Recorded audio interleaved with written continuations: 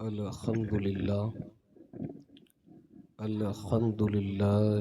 नहमदुहु व नुसल्ली व नुसल्लिमु अला रसूलिहिल करीम अम्मा बाद फ़अऊज़ु बिल्लाहि मिनश शैतानिर रजीम बिबरकति बिस्मिल्लाहिर रहमानिर रहीम यरफ़इल्लाहुल्लज़ीना आमनू मिनकुम वल्लज़ीना ऊतुल इल्मा दरजात सदक़ल्लाहुल मौलानाल अज़ीम। या रसूलल्लाहि उन्ज़ुर हालना या हबीबल्लाहि इस्मा क़ालना या शहीद करबला दाफ़े करबो बला गुल रुखा शहज़ादे गुलगुं क़बाई इमदाद कुन गौसे आज़म बमने बेसरो सामा मददे क़िबले दी मददे काबे ईमा मददे सरवरा शाह करीमा दस्तगीरा अशरफा हुर्मते रूहे पैगंबर एक नज़र कुन सुए माँ क़ादरियम नारे या गौसे आज़म में ज़नम दमज़ शेख अहमद रज़ा खां क़ुत्ब आलम में ज़नम दमज़ शेख अहमद रज़ा खां क़ुत्ब आलम में ज़नम खुदी का सिर्रे निहा ला इलाहा इल्लल्लाह खुदी है तेगे फसा ला इलाहा इल्लल्लाह। ये दौर अपने बराहीम की तलाश में है सनम कदा है जहाँ ला इलाहा इल्लल्लाह सनम कदा है जहाँ ला इलाहा इल्लल्लाह। हज़रात, हम आप सब खुशनसीब हैं कि आज जमात अहले सुन्नत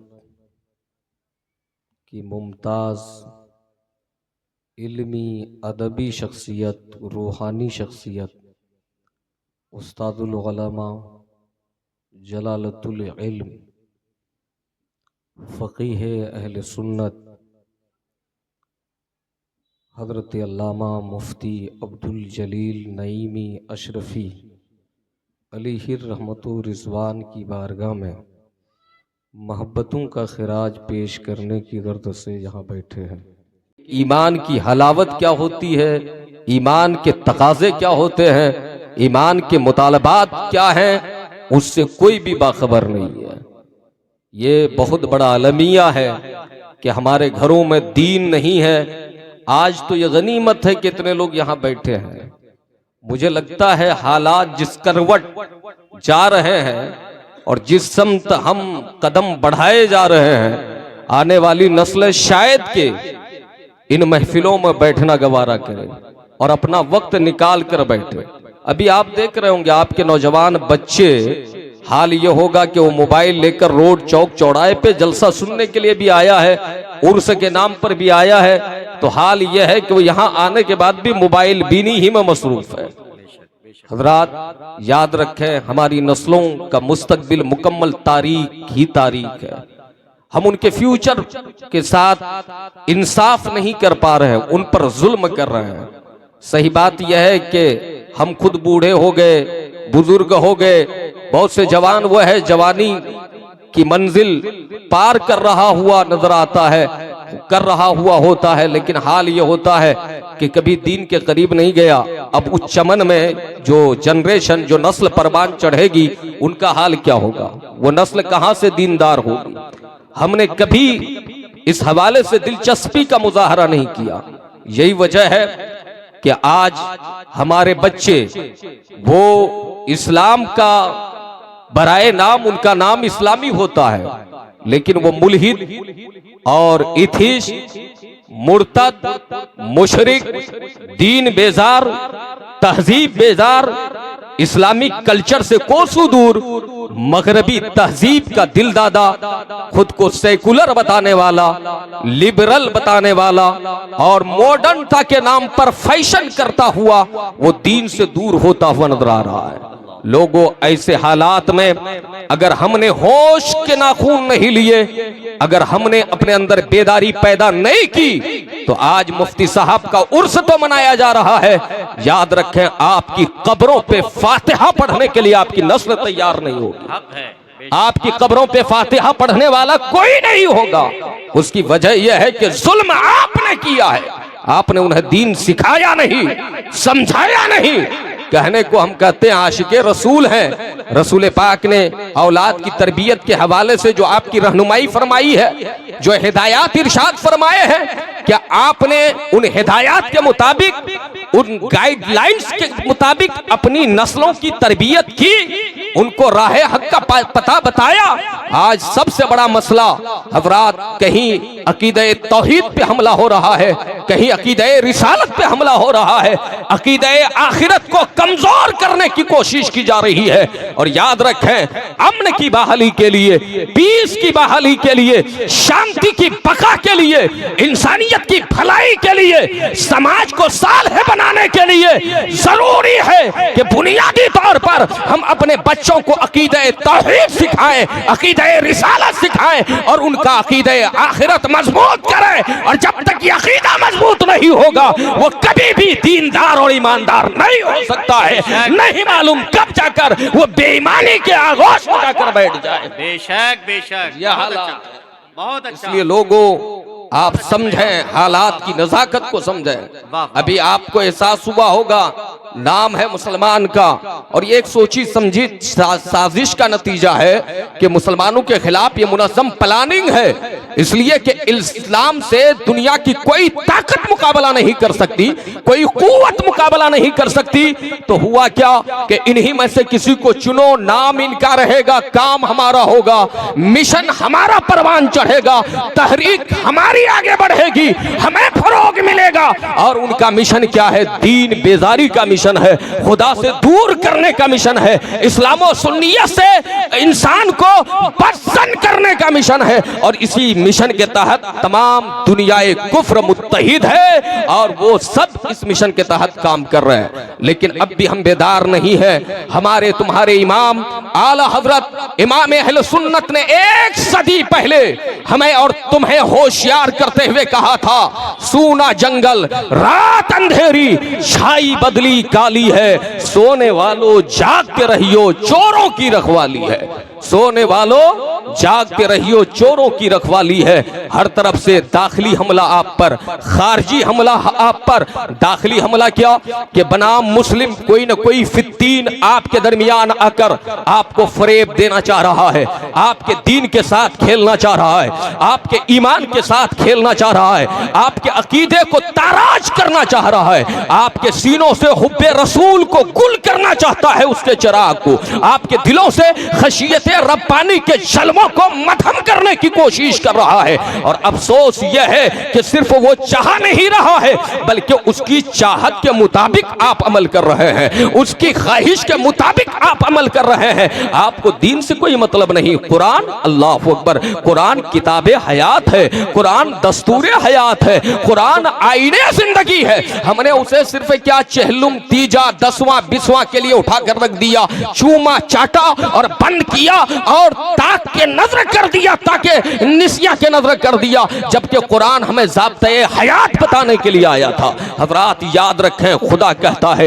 यरफ़इल्लाहुल्लज़ीना आमनू मिनकुम, अल्लाह ताला तुम में से उनके दर्जे बुलंद फरमाएगा, फरमाता है जो लोग ईमान ले आते हैं। और कौन लोग? व यरफ़इल्लाहुल्लज़ीना आमनू मिनकुम वल्लज़ीना ऊतुल इल्मा दरजात, और उनका मर्तबा खुदा बढ़ाता है जो इल्म वाले होते हैं। मतलब यह है कि इंसान की कामयाबी का जो दो बुनियादी कामयाबी के लिए बुनियादी चीज है, जो बेस है, उसे कुरान ने वाज़ेह कर दिया कि अगर तुम कामयाब होना चाहते हो तो पहली शर्त यह है कि ईमान मजबूत करो, और दूसरी शर्त यह है कि सिर्फ ईमान से काम नहीं चलेगा, ईमान की हलावत कशीद करने के लिए, ईमान का लुत्फ उठाने के लिए तुम्हें इल्म पढ़ना होगा, तुम्हें तालीम से रिश्ता जोड़ना होगा, तुम्हें एजुकेटेड बनना होगा। जब तुम्हारे पास इल्म की रोशनी आएगी तब तुम्हें समझ में आएगा कि इस कायनात का बनाने वाला कोई और नहीं। जब कायनात बनी है तो इसका बनाने वाला भी एक है, और उसी बनाने वाले को खुदा कहते हैं, उसे ही रब्बे जुल जलाल। नारे तकबीर, हाथों को उठा के पूरा मजमा जवाब दें। नारे तकबीर, नारे रिसालत, मसलके आला हजरत, फैजाने मखदूमे सिमना, पैगामे इल्मो अमल, मजहबे इस्लाम। वाह वाह वाह वाह। जब आपके पास इल्म होगा तो समझ में आएगा कायनात का निजाम, ये सिस्टम, ये जो कायनात, ये सय्यारगाने फलक है, ये शमसो कमर है, ये गर्दिशे लैलो नहार है, ये बहते हुए दरिया नदी नाले है, ये जो कायनात का निजाम चल रहा है, याद रखो ये यूं ही नहीं है बल्कि इसका बनाने वाला, चलाने वाला कोई है। यानी ये कायनात क्रिएशन है, ये एक मखलूक है, और इसका बनाने वाला खालिक है, उसी को अल्लाह कहते हैं। जब आप कुरान पढ़ाएंगे तो आपको समझ में आएगा। कुरान में सूरह इखलास में अकीदे तौहीद को बड़े साफ लफ्जों में खुदा ने बयान किया है। कुल हुवल्लाहु अहद, ऐ महबूब आप फरमा दीजिए वो अल्लाह तन्हा है, वो एक है, अल्लाहु समद, वो बेनियाज है। याद रखें हमारी तुम्हारी मजबूरी यह है कि हम आप बेनियाज नहीं है, हम में से हर बंदे को एक दूसरे की जरूरत है। ये कायनात में कोई चीज बेनियाज नहीं है, मुस्तगनी नहीं है, लेकिन खुदा वो है जो बेनियाज है, उसे किसी की जरूरत नहीं। आप इबादत करो तो आपके लिए खैर है, न करोगे तो खुदा का क्या बिगड़ेगा। आप बंदगी करो तो आपके लिए भलाई है, न करोगे तो खुदा का क्या बिगड़ेगा। वो कहार है और उसी के दस्त कुदरत में सारी खुदाई है। खुदा ने तुम्हारे लिए इस जमीन को बनाया है, आसमान को बनाया है। वो लिल्लाहि मुल्कुस समावाति वल अर्द, ये जमीन और आसमान की बादशाहत अल्लाह ही के लिए है, और जो कुछ इसमें है अल्लाह ने तुम्हारे लिए बनाया। वो सखरा लकुमुल लैला वन नहारा व शम्स वल कमरा, अल्लाह कहता है हमने तुम्हारे लिए दिन रात को मुसख्खर किया है, हमने तुम्हारे लिए चांद सूरज को मुसख्खर कर दिया है, यानी कायनात को हमने तुम्हारे लिए बनाया है, और इसका बादशाह मैं हूं। अगर तू मेरी इबादत करेगा तो नतीजे में मैं तुम्हें जन्नत अता करूंगा, अगर मेरी इबादत ना करेगा तो मेरा कुछ नहीं बिगड़ेगा। मैंने जहन्नम भी बनाया है, तुझे जहन्नम का ईंधन बनना होगा। अब तुम्हारी मर्जी है, तू जहन्नम से खुद को बचाना चाहता है या जहन्नम के हवाले खुद को करना चाहता है, तू जन्नती बनना चाहता है या जहन्नमी बनना चाहता है। अल्लाह ने वाज़ेह लफ्जों में फरमा दिया अल्लाह कौन है। ये अकीदा अपने बच्चों के दिलो दिमाग में रासिक कर दें कि अल्लाह एक है। क्या है? जब बच्चा तुतलाने लगे ना, बच्चा बोलने लगे ना, जब बच्चा लबों को जुम्बिश देने लगे तो उन्हें उन जुम्बिश देते वक्त इधर उधर की बातें उनके सामने न किया करें, उनको अल्लाह सिखाया करें, उन्हें अल्लाह की वहदानियत का पाठ पढ़ाया करें, उन्हें मुस्तफा की अजमत समझाया करें, उनके सामने कुरान पढ़ा करें, हदीस पढ़ा करें। कसम खुदा की अगर बोलती जबान को आपने कुरान सिखा दिया, हदीस सिखा दिया और खुदा का दीन सिखा दिया तो एक बात लिख ले, उर्से मुफ्ती आज़म बिहार में आने वालों, वो बच्चा तुम्हारा बड़ा होकर सिर्फ खुदा और रसूल का वफादार नहीं होगा, वो तुम्हारा भी वफादार होगा, अपने समाज का, सोसाइटी का भी वफादार। नारे तकबीर, नारे रिसालत, मसलके आला हजरत, फैजा यलिद वलम यूलद, न वो किसी की औलाद न उसकी कोई औलाद, वलम यकुल लहू कुफुवन अहद, और दुनिया की कोई चीज उसका शरीक व सहीम नहीं। मतलब यह है खुदा को शिर्क गवारा नहीं है, खुदा एक है। याद रखें, दो खुदा नहीं हो सकता। कुरान पढ़ो तो समझ में आएगा। अल्लाह ने इस अकीदे का भी, वरना मुशरिकीन अरब को क्या था, वो खुदा को मान लिए होते अव्वले फुर्सत में। हुजूर को जोहदे मुसलसल की जरूरत नहीं पड़ती, हुजूर को पत्थर खाने की जरूरत नहीं पड़ती। नबी पाक ने मजालिम बर्दाश्त किए और दीन के लिए क्या कुछ हुजूर ने कुर्बानियां नहीं दी, तब जाकर हम आप तक इस्लाम पहुंचा। वहां मसला यह नहीं था कि जहां तुम इतनों की पूजा करते हो वहीं एक खुदा को भी पूज लो, यह नहीं था। वरना उनके लिए क्या था भाई, जिसमें शक्ति देखा उसी की भक्ति करने लगा, जहां पावर देखा वही जबीन खम करने लगा, जहां ताकत समझ में आई वही माथा टेकने लगा। वो तो उनकी फितरत में ये बातें दाखिल थी। वो जहालत की इस तारीकी में और इस दर्जे में पहुंचे हुए थे। मुस्तफा कह देते, इन्हें इतने को तो मानते ही हो, इनके साथ एक खुदा को भी मान लो, एक रब को भी मान लो। मसला ये नहीं था कि इनके साथ एक खुदा को मानो, मसला ये था कि पहले इनका इनकार करो फिर एक खुदा को मानो, फिर एक खुदा को मानो। इसलिए लोगों, मुस्तफा करीम ने जो अकीदा पढ़ाया, नबी करीम अलैहिस्सलातु तस्लीम ने जो हमें समझाया, इसलिए प्यारे इन्हीं पादाश में कि खुदा एक है, इनका इनकार करना होगा। इल्लाह इल्लल्लाह पे झगड़ा नहीं था कि अल्लाह एक है, खुदा एक है। झगड़ा था ला इलाहा इल्लल्लाह पे कि कोई माबूद नहीं है। आज कुछ लोग कहते हैं एक दूसरे का रद्द करने की जरूरत क्या है, एक दूसरे की मुखालफत करने की जरूरत क्या है। लोगों, याद रखो, अकीदे तौहीद उस वक्त तक आप खालिस तौहीदी नहीं बन सकते जब तक सारे माबूदाने बातिला का इनकार न करो और फिर एक खुदा का इकरार न करो। मैं आपसे पूछना चाहता हूं, अगर इस कायनात में दो चार खुदा होते तो हाल क्या होता? कुरान कहता है लौ काना फीहिमा आलिहतुन इल्लल्लाह लफसदता। अगर इस जमीन व आसमान में एक नहीं दो चार खुदा होते, चंद माबूद होते, तो जमीन पे फसाद वाक़ हो जाता, जमीन पे फितना बर्पा हो जाता, यानी निजाम तरहम बरहम हो जाता। मतलब यह है लोगों, अगर दो खुदा होते तो वो एक दूसरे के आपस में मोहताज होते, एक दूसरे से मशवरा करते, किसी बात पर दोनों या तो मुत्तफिक होते या मुख्तलिफ होते। मुत्तफिक होने की सूरत में भी एक दूसरे की जरूरत पड़ती और मुख्तलिफ होने की सूरत में एक दूसरे से नाराजगी बढ़ती, फिर दुनिया का निजाम तबाह हो जाता। इसलिए इस कायनात का निजाम अक्ल कह रही है, दिल कह रहा है, फहमा फिरासत से पूछो, अपने ज़मीर से पूछो, अपनी गैरत से पूछो, तुम्हारे निहा खाने कल्ब से यही आवाज आएगी कि कायनात का चलाने वाला कोई दो चार नहीं है, वो एक है। उसे ही रब्बे जुल जलाल कहते हैं, उसे ही खालिके कायनात कहते हैं, उसे ही माबूदे बरहक कहते हैं। हज़रात, कुरान क्या कहता है? यरफ़इल्लाहुल्लज़ीना आमनू मिनकुम वल्लज़ीना उतुल इल्मा दरजात। लोगों, एक बात याद करके जाओ, ईमान मजबूत करो और इल्म हासिल करो, अल्लाह तुम्हें बुलंदी पे चढ़ा देगा, अल्लाह तुम्हें उरूज बख्शेगा। उरूज आदमे खाकी से अंजुम सह में जाते हैं। ये टूटा हुआ तारा कहीं महे कामिल न बन जाए, ये टूटा हुआ तारा कहीं महे कामिल न बन जाए। हज़रात, इंसान को अल्लाह ने अशरफुल मखलूकात भी बनाया है ना। अल्लाह तबारक व तआला ने ईमान के साथ इल्म वाले को, और फिर इल्म वाले को ही नहीं, इल्म के साथ वो इल्म नाफे है जिस इल्म पर अमल भी हो। क्या है?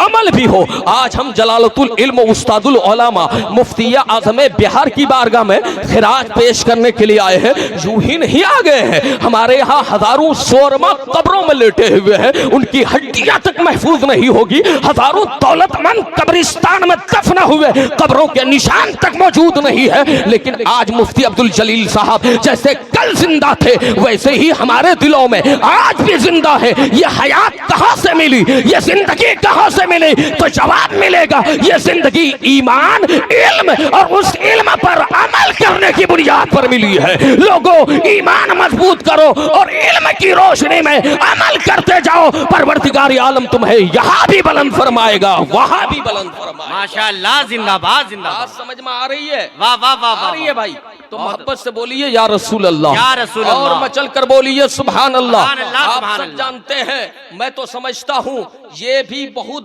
बड़ा काम है कि बुजुर्गों की विरासत को अपनी नस्लों तक मुंतकिल करें। लेकिन अफसोस होता है आज एक लक़ब बड़ी जिम्मेदारी के साथ हम कहते हैं मुफ्ती आज़म बिहार, और वाकई में वो मुफ्ती आज़म बिहार थे, इसमें कोई शक नहीं है, कोई शक नहीं है, उनके तबहुरे इल्मी का जवाब नहीं है।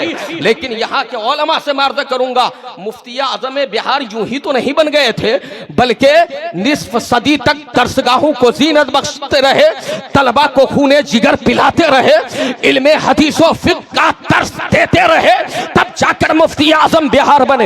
लेकिन याद रखें लोगों, इंसान हर बंदा आया है दुनिया से जाने के लिए, ये भी निज़ाम के तहत दुनिया का ये भी एक निज़ाम है, जो भी आया है उसे जाना होगा। अल्लाह ने कहा ना, कुंतुम, अल्लाह तबारक व तआला ने कुरान करीम में फरमाया कि तुम मुर्दा थे, हमने तुम्हें जिंदगी दी, फिर हम तुम्हें मौत देंगे, फिर हम तुम्हें जिंदगी देंगे। कुंतुम अमवातन फअहयाकुम सुम्मा युमीतुकुम सुम्मा युहीकुम सुम्मा इलैहि तुरजाऊन। मतलब यह है जो भी आया है, और अल्लाह ने आने और जाने का मकसद भी वाज़ेह कर दिया है, अल्लज़ी खलक़ल मौता वल हयाता लियब्लुवकुम अय्युकुम अहसनु अमला। हमने जिंदगी और मौत को इसलिए पैदा किया ताकि हम तुम्हें आजमाए, तुम में से किसके आमाल अच्छे हैं, कौन अच्छा करता है, कौन बुरा करता है। याद रखें, हजरत मुफ्ती आज़म बिहार के हजारों शागिर्द होंगे, लेकिन अफसोस है उन शागिर्दों की उम्र भी तो ज्यादा से ज्यादा 100 साल, ज्यादा से ज्यादा 80 साल। और कोई शागिर्द जब कभी इनका नाम सुनेगा, इनकी अजमत का खुतबा पढ़ेगा, लेकिन हो सकता है 100 साल के बाद वो शागिर्द जिन्होंने बराहे रास्त इनसे तालीम हासिल की, इस्तिफादा किया, वो इस दुनिया में ना हो, फिर ये मुफ्ती आज़म बिहार का टाइटल जो लगा रहेगा, आप दावा करेंगे हमारे यहाँ एक बहुत बड़ी शख्सियत थी, उनका लक़ब था मुफ्ती आज़म बिहार। तो दावा करने वाले को दलील देनी पड़ती है, क्या है, दलील देनी पड़ती है। अल बैनतो अलल मुद्दई वल यमीनु अला मा अनकर, मतलब यह है मुद्दई दावे पर दलील पेश करे। आप कहोगे मुफ्ती आज़म बिहार थे, आपको दुनिया कहेगी उनकी कोई किताब लाओ, कोई सनद लाओ, कोई प्रूफ पेश करो, तुम पर प्रूफ जरूरी है, हवाला दो वो कैसे मुफ्ती आज़म बिहार थे, आप में से कोई जवाब नहीं दे सकेगा। इसलिए उनकी नस्ल की, यहाँ के उलमा की यह जिम्मेदारी बनती है कि 50 साल तक जो उन्होंने फिक़्ह इफ्ता को रौनक बख्शा है, लोगों के मसाइल हल किए हैं, कुछ ना सही कम से कम उनके फतावा का मजमुआ लाकर कौम के सामने रख दो, ताकि दुनिया को पता चल जाए वो जो ही मुफ्ती आज़म बिहार नहीं थे, उस पर सनद उनके फतावा है, उनके मसाइल है, उनके जवाब। नारे तकबीर।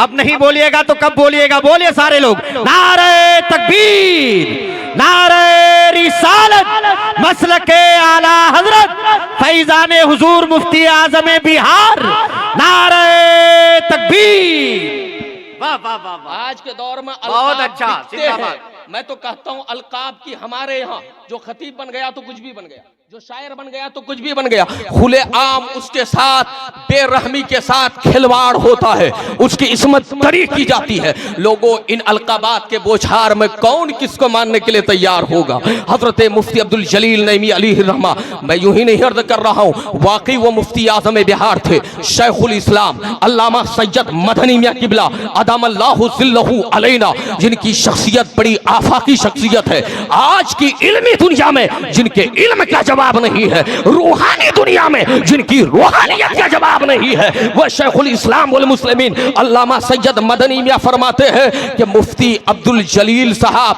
कोहना मश्क मुफ्ती, बालिग नजर मुहक्किक और बड़े मुदर्रिस थे, उनके इल्म का जवाब नहीं था। वो सरकारे कला के चहीते मुरीद भी थे, खलीफा भी थे, बालिग नजर मुहक्किक। नारे तकबीर, नारे रिसालत, मसलके आला हजरत फैजान मखदूमे सिमना, फैजान हुजूर मुफ्ती आज़म बिहार, नारे तकबीर। वाह वाह वाह वाह। हजरते वाह वाह वाह। शम्सुल उलमा अल्लामा गुलाम मुज्तबा अशरफी का नाम आपने सुना होगा। कौन है? अल्लामा गुलाम मुज्तबा अशरफी अलैहि रहमतुर रिज़वान, मंजर इस्लाम के शेखुल हदीस, जामिया नईमिया के शेखुल हदीस, जामे अशरफ के शेखुल हदीस, हजारों दरसगाहों में रहकर दीन का जाम पिलाते रहे। वो फरमाते हैं कि मुफ्ती अब्दुल जलील नईमी अलैहि रहमा इल्मो फज़ल में आसमान, चौथे आसमान की बुलंदी पर फाइज थे। कहां थे? चौथे आसमान की बुलंदी पर फाइज थे। यह हजरत मुफ्ती अब्दुल जलील नईमी की वाह वाह वाह वाह वाह। और यही तक नहीं, वाह, वाह, वाह, याद वाह। रखो लोगों, हजरत मुफ्ती अब्दुल जब्बार साहब कटिहार के हैं, इसी सीमांचल के हैं। उनके नाम के साथ भी लोग मुफ्ती आजम बिहार लगाते हैं और जश्न मनाते हैं। क्या करते हैं? मुफ्ती आजम बिहार मुफ्ती अब्दुल जब्बार साहब के नाम के साथ भी लिखा जाता है, उनके नाम पर भी उर्स मनाया जाता है। वो फरमाते हैं कि जामिया नईमिया में साले अखीर में दौरे हदीस में हम सब 18 तलबा थे। कितने थे? 18 थे, जिनकी दस्तार बंदी होनी थी, जो फाजिल बनकर निकलने वाले थे। वो फरमाते एक साथी है, रफी के दर से है, याद रखें, मुआसरत अज़बियत को जन्म देती है। लेकिन जरा देखें, हम दर्स साथी हैं, क्लास फ्रेंड है, लेकिन वो फरमाते हैं शहादत दे रहे हैं, फरमाते हैं हमारे 18 साथियों में सबसे ज्यादा काबिल, सबसे ज्यादा ज़हीन, सबसे ज्यादा इस्तेदाद अगर कोई बंदा था तो हजरत मुफ्ती अब्दुल जलील नईमी अलैहि रहमा थे। ये उनका इल्म था, ये उनका फज़ल था, ये उनकी फ़क़ाहत थी। हजरत साथी, हमदर्द साथी रफी के दर से इस बात की शहादत दे रहे हैं। एक मौके से हुजूर सरकार कला के चहीते मुरीद और खलीफा तो थे ही, हजरात सरकार कला ने खत्म बुखारी शरीफ में शुरुआत कराने के बाद तबर्रुकन आपने आगाज करवा दिया। उसके बाद माइक मुफ्ती साहब के हवाले कर दिया। किनके हवाले? हजरत जलालतुल इल्म के हवाले किया। किनके हवाले? मुफ्ती आज़म बिहार के हवाले किया। और माइक करने के बाद जो ही हजरत मुफ्ती अब्दुल जलील नईमी अलैहि रहमा खिताब फरमाने लगे, नसीहत फरमाने लगे, दलाइलो बराहिन का वो सैले रवा जारी हुआ। ऐसा लग रहा था कि दलाइल हाथ बांधे हुए खड़े हैं, दलाइल मुंतजिर है। हजरत शेखुल इस्लाम वल मुस्लिमीन भी वहां मौजूद थे। हजरत शेखुल इस्लाम फरमाते हैं आज मुफ्ती अब्दुल जलील का खिताब नहीं, उनका इल्म बोल रहा था, उनका फज़ल बोल रहा था। नारे तकबीर, नारे रिसालत।